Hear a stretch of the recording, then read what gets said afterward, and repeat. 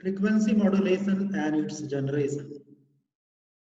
We know that frequency modulation is a type of modulation methods.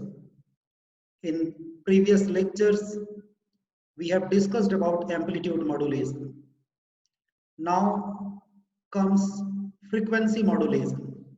As we know that in any modulation method, the frequency of carrier changes according to, or in any modulation method, one of the attributes of carrier signal changes according to instantaneous value of modulating signal. So in frequency modulation, frequency of carrier will change according to instantaneous value of modulating signal. So in this lecture, we will discuss about the basics of frequency modulation and how FM signal is generated. So when we are talking about FM, we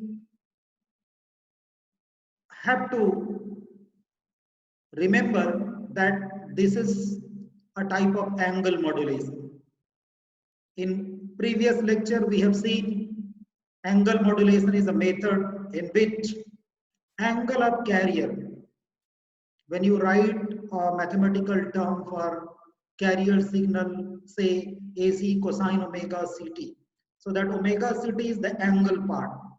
So that if that angle component changes and the change is proportional to instantaneous value of modulating signal, is called as angle modulation. And there we have two different types, frequency modulation and phase modulation. Frequency modulation is the method in which frequency of carrier changes in accordance with instantaneous value of modulating signal, whereas phase modulation is a method in which phase of carrier changes in accordance with amplitude of modulating signal. So amplitude of the modulated carrier remains constant in the both modulation system. Either FM or PM, amplitude of carrier does not change. Amplitude of carrier remains same. Frequency and phase will vary as per the instantaneous value of modulating signal, respectively in FM and PM.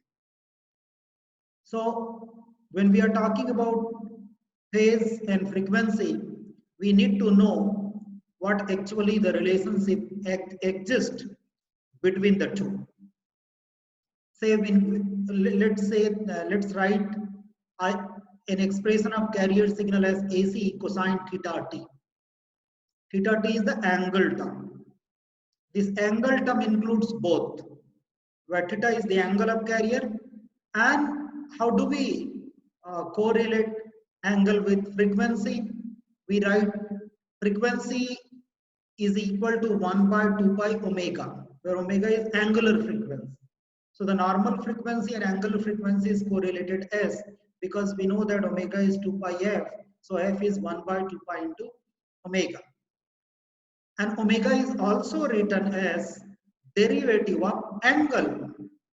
Omega is derivative of angle, right? And what is omega? 2 pi f. So frequency is 1 upon 2 pi, derivative of the angle. So this is the relationship between frequency and phase. It means both are very much interrelated and therefore are the integral parts of one modulation method called as angle modulation.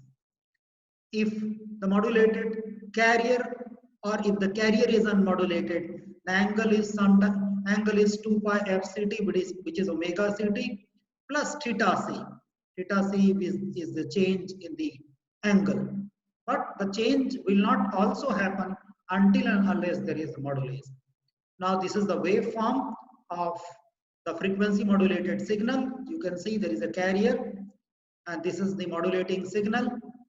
You can see that when the modulating signal amplitude is increasing, look at here, the carrier frequency is increasing, and when the modulating voltage is decreasing, the carrier amplitude, if I can use a say,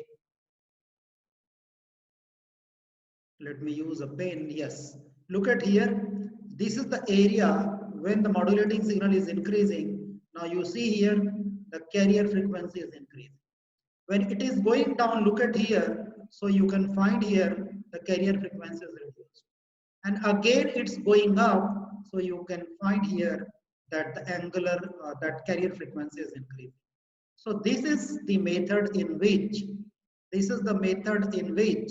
when the amplitude of modulating signal increases, the carrier frequency increases, and when it decreases, the carrier frequency will decrease. So this is how the frequency modulation works, number one, and this is the relationship between frequency and phase of any signal.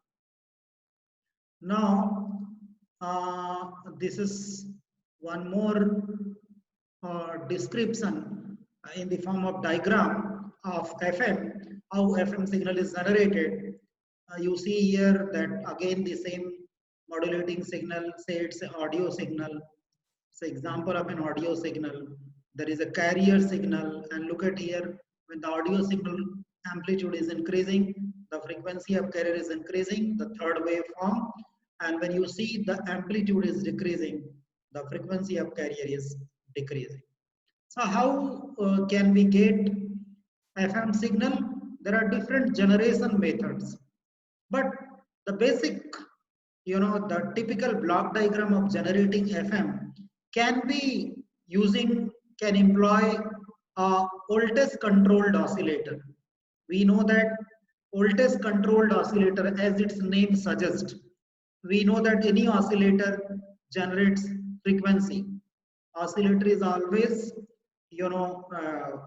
it aims at generating certain frequency, and it is voltage controlled oscillator. What is that voltage? This is the voltage, the amplitude of modulating signal. So when this voltage changes, the oscillation frequency of oscillator will change, and therefore we are calling it as voltage controlled oscillator, VCO, right? And as we know that in amplitude modulation, we have sidebands, we have bandwidth. So in the frequency modulation also, the bandwidth is approximately written as 2 times of 1 plus its small b, sometimes we write beta, 1 plus beta multiplied by FM, where FM will be the maximum modulating frequency, here it is b, and b is the modulation index here. This analysis we'll again do, because this is very important when we talk about bandwidth. So bandwidth is computed by how many sidebands are there and how much space those sidebands are utilizing. So that's very important to know, that how many sidebands are there and those sidebands, how much they are occupying the space.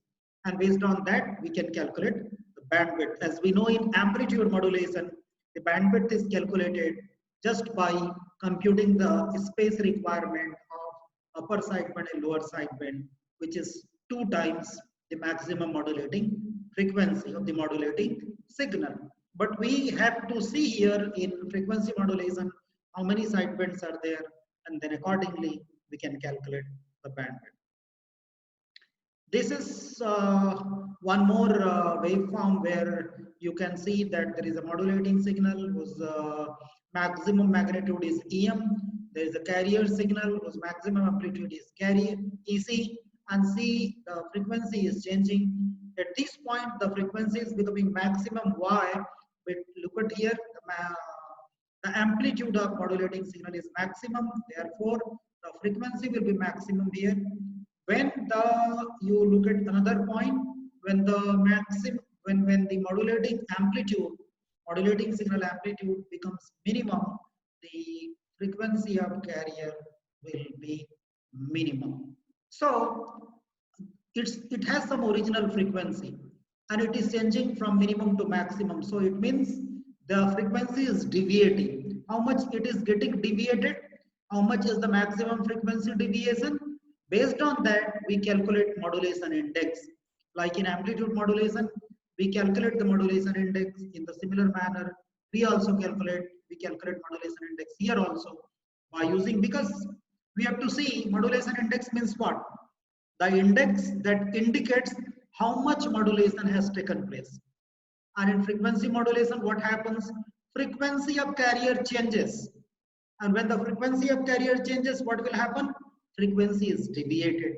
So how much deviation with respect to what? Original, the frequency will be called as frequency, that modulation index. So frequency deviation by modulating frequency is called as modulation index. Why? Because this change is proportional to, or the change is divided by the modulating frequency of modulating signal frequency, and this is how we calculate the you know the percentage modulation, because FM remains constant. FM does not change. What is changing is the frequency of carrier. So MF decides bandwidth of wave and number of sidebands. As I told you, as we know that how many sidebands are there, accordingly we will also know the modulation index. So modulation index decides how many sidebands are there, and as we know that the bandwidth is decided by the number of sidebands, therefore bandwidth is also evaluated, is computed on the basis of the modulation index. Generally in FM broadcasting, the maximum deviation value is 75 kilohertz and the maximum modulating frequency is limited to 15 kilohertz. See, when we are transmitting our voice over the any mobile communication, generally the audio range is maximum is 20 kilohertz. So therefore maximum is generally limited to 15 kilohertz in FM broadcast. And in FM broadcast, this frequency modulation, FM is a modulation technique used. So let us do some mathematical analysis. In the mathematical analysis, we can analyze the waveforms in terms of some mathematics. Say there is a modulating signal, look at here.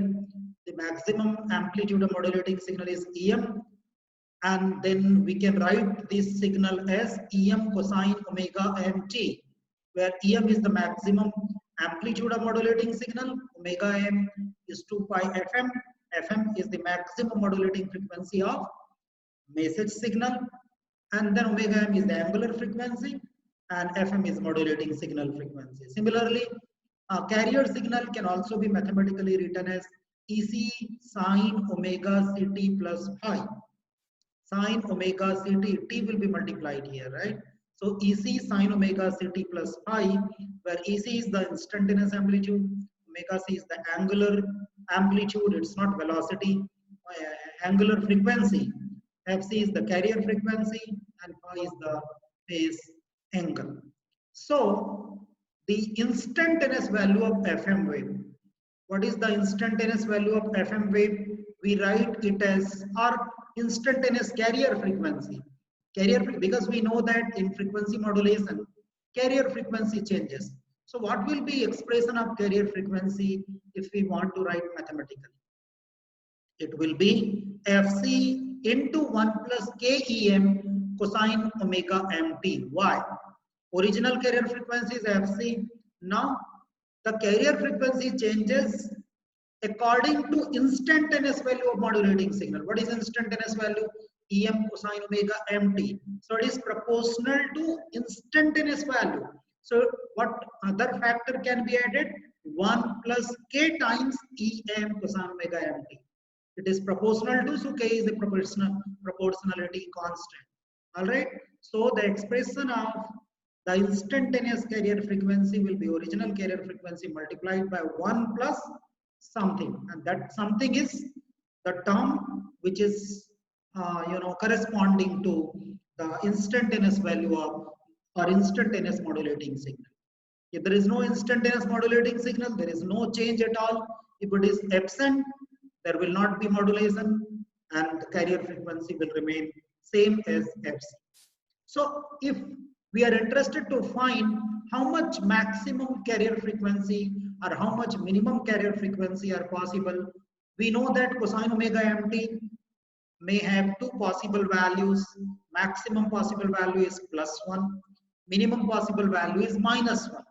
So when you substitute +1 and -1, we can find carrier frequency as Fc plus minus KEM Fc, means Fc into 1 plus K into EM. So the carrier frequency Fc is deviating from minimum to maximum, and the amount of deviation is KEM into Fc. KEM into Fc. That is the amount of deviation.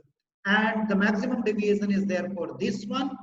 And if we want to write the instantaneous value of angular frequency of carrier in terms of omega, we can also write omega is omega c 1 plus KEM. In place of KFM, we can write, sorry, KEM will remain same, but in place of FC, this will become omega c, where we know that what is the relation between angle and omega? When we integrate omega, we'll get the angle. So when we want to calculate the angle, we can calculate omega ct plus KEM FC into sine omega mt. When we integrate this term, then we'll get the angle. So the angle, the new angle becomes your omega ct plus, we are writing in place of KEM FC, we are writing this del, right? We are writing in place of KEM FC as del, that is deviation or maximum deviation. So we can write omega ct plus del sine omega mt divided by Fm. So the expression of Fm signal can be written as A sine omega ct plus del by Fm. We can write del by Fm because see, where is this one? Yeah. So del by Fm, because del is this one value, and in place of this K into EM is remaining there. So if it is separated, so we can write omega ct plus del by Fm sine omega mt. So we can also write A sine omega ct plus MF sine omega mt, which is an expression of frequency modulated signal, FM signal. So the amplitude remains same, the frequency is changing, and this is an index called as modulation index, which is very important to understand. More is the modulation index, more will be the change in carrier frequency. So now next one is very important, that is spectrum. The spectrum means the analysis of side bands as we have analyzed in terms of for amplitude modulation. Now you see here the expression, if you see the final expression of FM signal, A sine omega ct plus MF sine omega mt. So when you compute this, so it becomes sine of A, suppose this is X and this is Y, sine X plus Y. But Y is itself a sinusoidal. So we will get some terms when we expand sinusoid of sinusoid. And there is no mathematical formula where you can calculate sine of sine or sine of cosine or cosine of sine. So therefore, in order to simplify that, we use standard Bessel's functions in order to simplify this expression. And when we use Bessel's functions, we'll get the expression of FM signal as A J0 MF sine omega ct plus J1 MF sine omega c plus omega mt minus sine omega c minus omega mt. Then this will be J2 MF sine omega c plus 2 omega m sine omega c minus 2 omega m. J3 then omega c plus 3 omega m omega c minus 3 omega m. This will be your J2. Let me write this. Better to write. This will be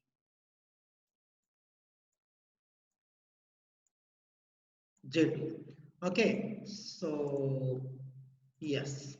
So what we can see in the expression when we are using Bessel's function, sometimes we also call these functions as Jacobian operators, J for Jacobian operators. So as we can see in the expression, the first term is carrier. Second major term includes two terms, that is upper sideband and lower sideband. But if you go to next term, again more sideband, that omega c plus 2 omega m, omega c minus 2 omega m. So there is carrier frequency at center. Now there are sideband One is at plus omega m, second is at plus 2 omega m, third is at plus 3 omega m. In the negative side, minus omega m, minus 2 omega m, minus 3 omega m.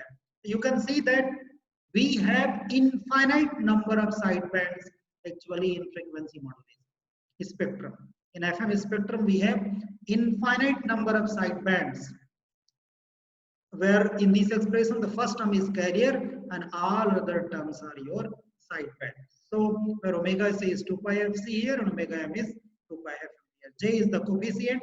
They have all standard values, just like other values, maybe the standard values of logarithm table, like we can get different values of Jacobian operators. This is actually the spectrum.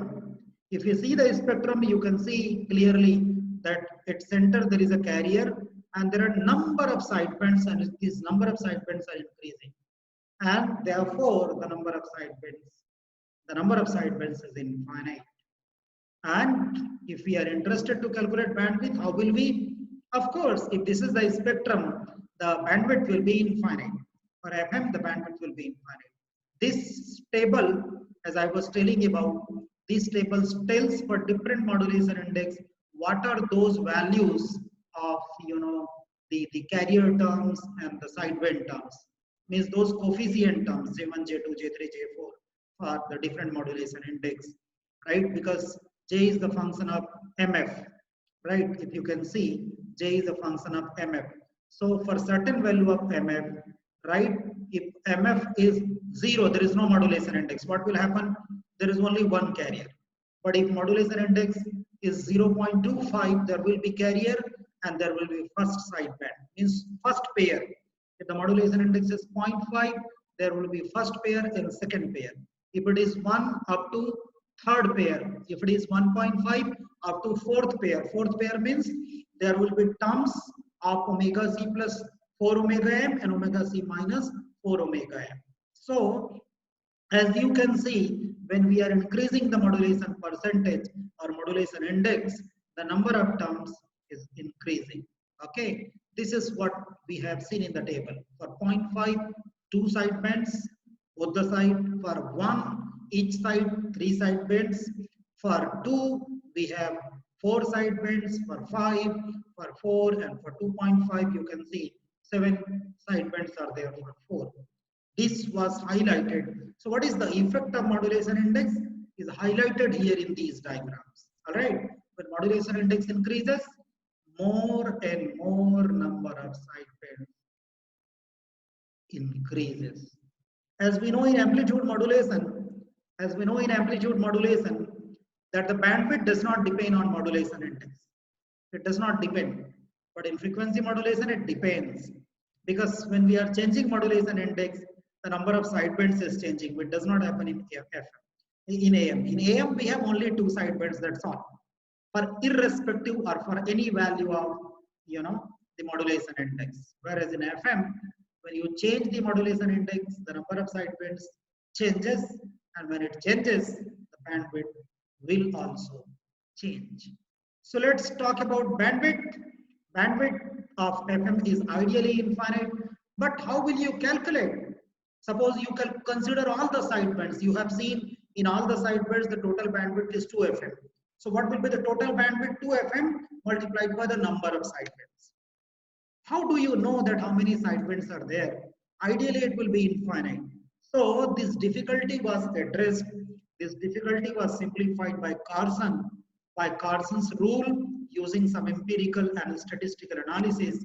Carson suggested that the bandwidth can be calculated approximately as 2 times sum of maximum frequency deviation plus maximum modulating frequency. That is 2 times del plus f maximum.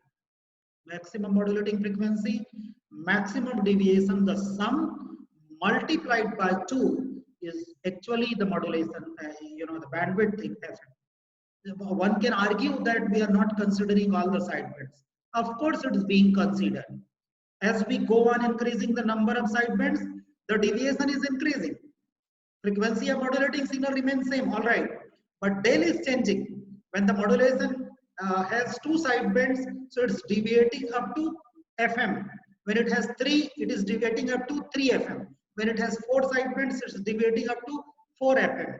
So accordingly, we have, if we accommodate more number of side bands, that is, satisfied or indicated by del. So this is approximate expression for determining bandwidth in the FM, that is twice of del plus FM.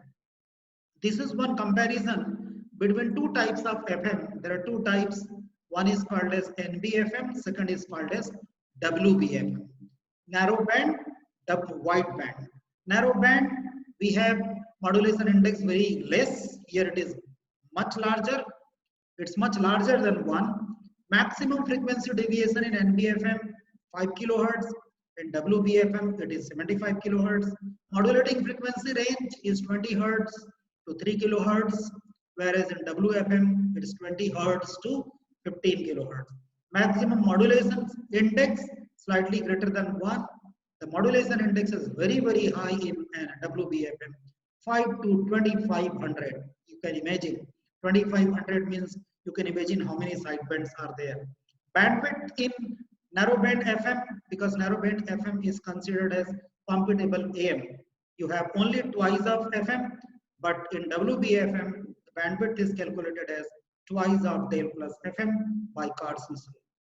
And BFM is applied in police department, wireless, walkie-talkie, ambulance type of applications, whereas WBFM is used in broadcasting, entertainment, that is FM broadcasting, where high quality music is transmitted, is delivered. So I think this is a representation of FM signal which we have already discussed, right? That this is a signal, frequency modulated signal, where you can see carrier signal is varying, and this is the spectrum where at the center there is a carrier and other terms are the side points. And this term, therefore, this diagram is called as frequency spectrum. The spectrum which plots the amplitudes of different side bands versus frequency. Now the next part is, how do we generate FM? We have to make certain arrangements so that there must be change in carrier frequency, and that too, the change of carrier frequency must be proportional to instantaneous value of modulating voltage. As we know that carrier frequency is generated by using oscillators, so we have to make some arrangement in oscillators so that that frequency is changing, which is proportional to change in instantaneous value. So let's see, and we know that the oscillator has the important components, inductance, capacitance. So when we change inductance or capacitance, if the change in inductance and capacitance is proportional to modulating signal amplitude, then the frequency will also change. So we have to have some arrangement where the tank circuit actually. Why do we use tank circuit? Tank circuit is used across the load to generate, to get certain frequency. So in the tank circuit, carrier frequency will be generated, but if there is any modulation, means modulating signal is changing, the tank frequency or tank circuit, the tuned circuit will have different frequency. So we can use different devices, field effect transistor, varactor diode, then there are other transistor version devices, FM generators, FM generation methods. So let's see, there is one direct method where we use voltage variable reactance, which is connected across the tank circuit of the oscillator. We can connect a reactance across, and that reactance is voltage variable. Voltage variable means when you change the voltage of modulating signal, the reactance will change. What is reactance? Reactance will be, it may be consisting of inductance as well as capacitance. So reactance changes means the impedance changes. So if that impedance is changing, means either of capacitance and inductance is changing. So effectively the tank circuit frequency will change. So that happens.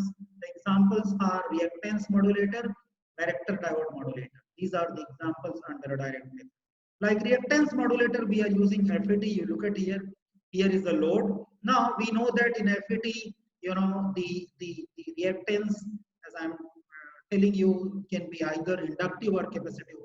And this is a simple diagram of field effect reactance modulator, right? Where this one is the load, and here we are providing the gate bias. You see here the amount of bias, which is very important in FET. The gate to source bias can be calculated as IB into R, where this IB is entering here actually. See here. So how can you calculate directly? R divided by R plus this one voltage divider, because we know that if some voltage is here, so we can calculate that voltage across VG as R into R into this voltage divided by R plus this. So this capacitance will have certain reactance, and we can also calculate alternatively that IB is entering, so entire IB will enter through R also, because no current will enter through the gate of FET. So this analysis IB into R, which can also be written as RV multiplied by, where RV means R multiplied by this V. See here, R into V divided by R plus this reactance, and this reactance is written as 1 upon JXC, which can be written as minus JXC, right? That is 1 upon uh, 1 upon j omega c, right? So omega c component we are writing as xc, 1 upon j omega c. So 1 upon j can be written as minus j, and xc is 1 upon omega c. So we can write R into V divided by R minus jxc. And if we want to calculate drain current, we know that drain current, which is the output current of FET, which is equal to Gm into VGS. What is VGS? This gate to source voltage. So if you substitute this voltage, we can write GMR into V divided by this. How can we calculate impedance? We can calculate impedance as V by I. So substituting V by I, this value will get our impedance like this. If this is the expression of impedance. Now you see, if we consider this XC is much larger than R, so R can be ignored, and we can approximately write the expression as minus JXC by C.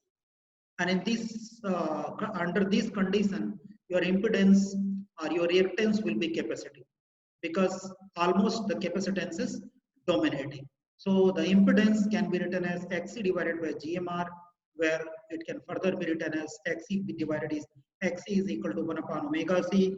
So we can write omega means 2 pi F.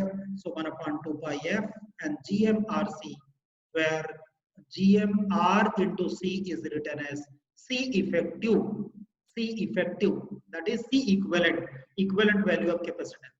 So what I actually want to say, the original capacitance, if you compare it as a, if I write what is the standard expression of the impedance of capacitance, 1 upon 2 pi Fc. So whatever is the multiplication of 2 pi F is capacitance. So what is here? 2 pi F, and the multiplication is GMRC. So this is the new value of capacitance. It means the capacitance is changing, and the equivalent capacitance here is CMRC, and here it is capacitive. So similarly, it may be inductive, it may be RL inductive, it may be RL capacitive for different conditions, and equivalent inductance and capacitance value may obtain. But what is the most important thing is either of capacitance or inductance is changing, and that inductance and capacitance will vary the inductance and capacitance of the tank circuit, and therefore the frequency which is being generated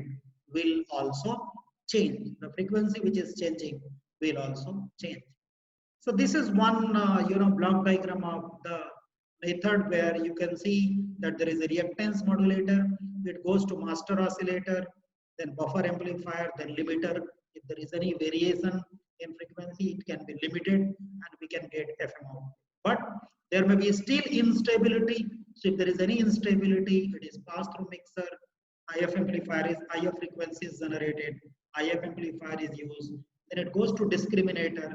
The discriminator generates a signal that corrects, that gives some feedback to reactance modulator, so that the correct FM output is generated. So this is the circuit called as frequency stabilization circuit. This one is transistor reactance modulator, where we can see The transistor is being used. This is the reactance modulator, and there is an oscillator. So as you can see that the oscillator has the FM output, but this oscillator has the input as reactance modulator, where in the input of reactance modulator we are providing audio frequency. So when audio frequency changes, the reactance will change, and since this reactance is connected to the tank circuit, here it is Colpit oscillator. You see here, it's a Colpit oscillator, and therefore the oscillation frequency generated by Colpit oscillator will also change. The next one is the varactor diode modulator, where you can see the tuned circuit is this one, that is across the load of the transistor. There is a tank circuit, but here this is the tank circuit is connected to varactor diode, and the varactor diode is being given an audio signal is given to varactor diode. We know that varactor diode operates in reverse bias, and it offers variable capacitor. The variable capacitor which is offered by the varactor diode depends on the bias, the reverse bias which is applied. So this negative bias, the reverse bias which is applied from the modulating signal. The instantaneous value of modulating signal changes, the negative bias value will change, and if the bias changes, the value of capacitance will change. So if the value of capacitance changes, the effective tank or tuned circuit capacitance will change.